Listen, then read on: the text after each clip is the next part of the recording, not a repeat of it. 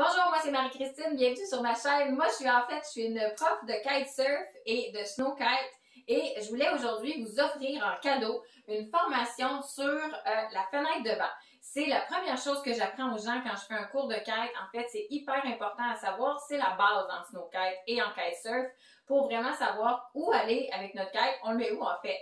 Donc, très important et commençons sans plus tarder. Si jamais vous aimez les informations qui sont sur ma chaîne, je vous invite à vous abonner. Puis aussi, laissez-moi des commentaires sur les sujets que vous voudriez que j'aborde. Et n'hésitez pas à aimer et partager cette vidéo en grand nombre. Donc, sans plus tarder, on commence avec la fenêtre de vent. Premièrement, quand il vient à parler de vent, c'est hyper important en kite. En fait, c'est la base. Donc, quand on arrive sur un spot de kite, vous allez souvent voir des gens qui sont comme ça puis qui ont l'air à vraiment regarder dans le vide.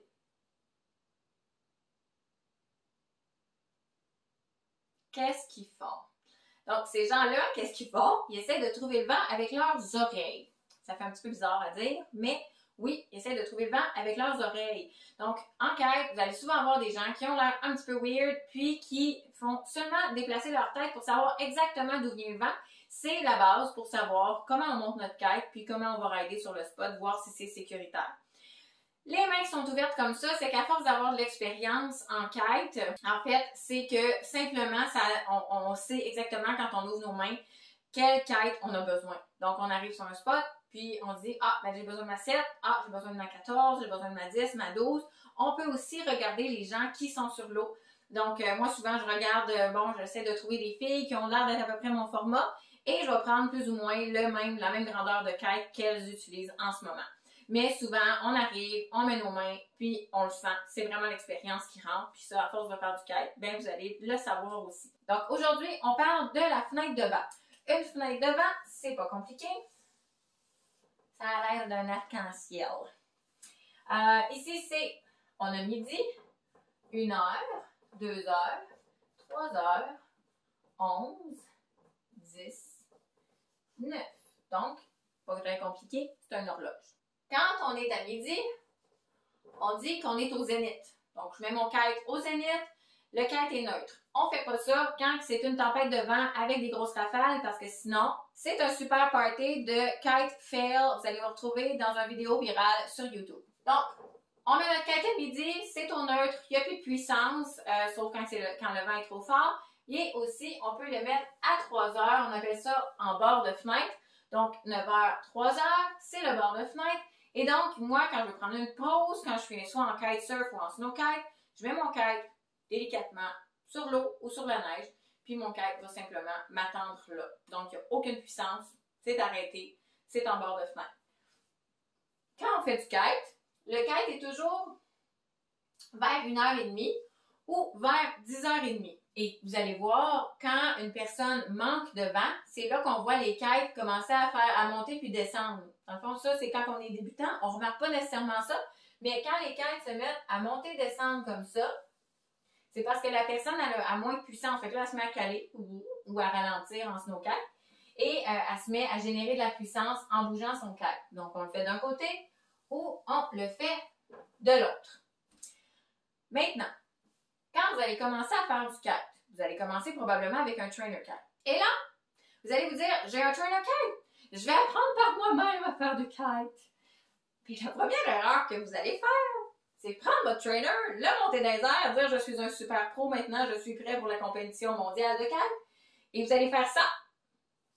Ah, des gros loops à droite, à gauche, à droite, à gauche. Ça sert à rien. Donc, faites juste penser, quand vous êtes en kite, vous tenez votre barre, vous allez à droite, le kite est ici, et pensez que, bon, votre kite est là, puis là, tout d'un coup, oh, on l'amène là, on veut continuer à aller par là. Fait que ça fait juste pas de sens. On amène notre kite de l'autre côté quand on veut changer de côté, mais sinon, on fait pas ça avec notre voile quand on veut faire du kite. On le met à une place qui est à 10h30 ou à 1h30, mais on se met pas à faire des gros loops comme ça. Fait que là, moi, je suis là pour vous dire quoi faire et je dis ça exactement à tous mes élèves, ok? Donc, c'est comme un petit cours gratuit, là. C'est un super bonus.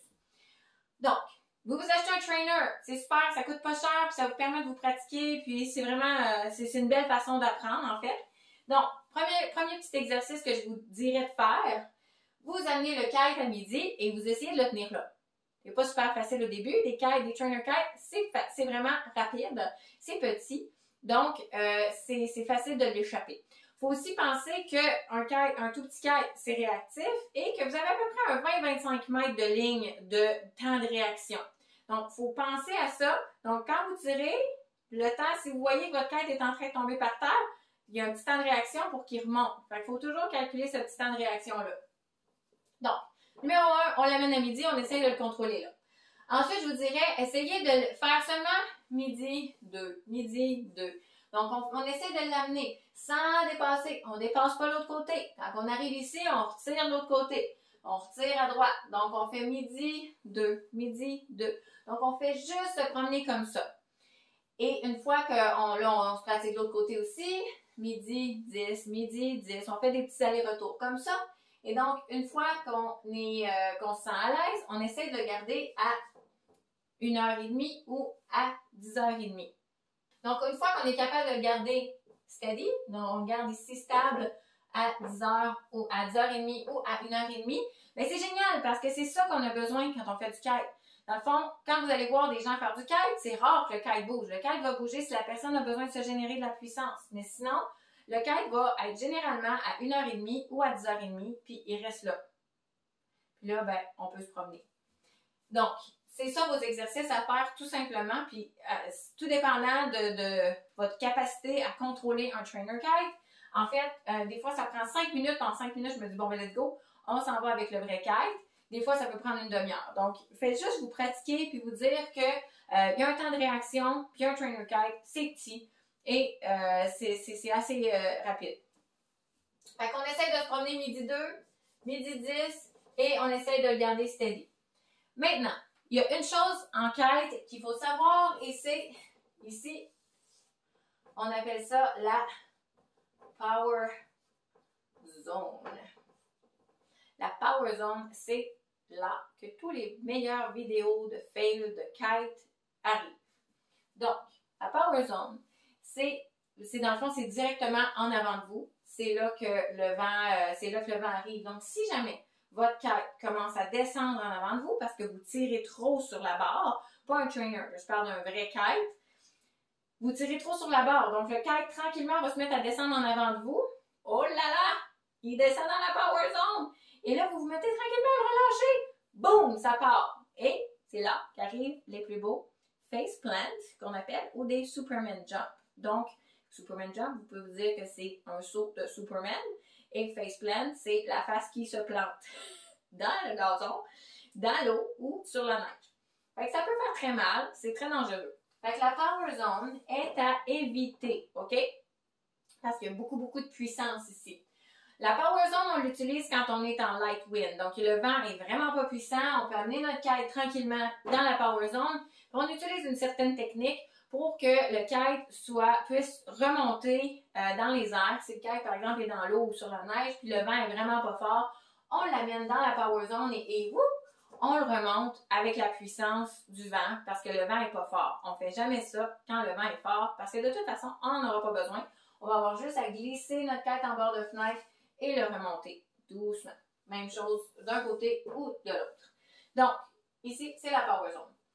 Donc, c'est pas mal ça que je voulais vous dire, en fait. C'est c'est la première chose que je dis à tous mes élèves. On commence par la fenêtre devant. Et ensuite, vous êtes bon pour pratiquer le trainer kite. Et une fois que vous maîtrisez tous les exercices que j'ai expliqués ici, ben let's go! On s'en va sur un vrai kite, puis on pratique avec un kite d'adulte. Donc, j'espère que vous avez apprécié. N'hésitez pas à vous abonner à ma chaîne. Ça serait très apprécié que vous laissiez un petit commentaire. N'oubliez pas de liker mon vidéo. Vous pouvez le partager aussi. Puis, j'espère vraiment que ça vous a amené un petit peu de valeur, que ça vous a permis de connaître le kite un petit peu plus. Donc, merci beaucoup. À bientôt!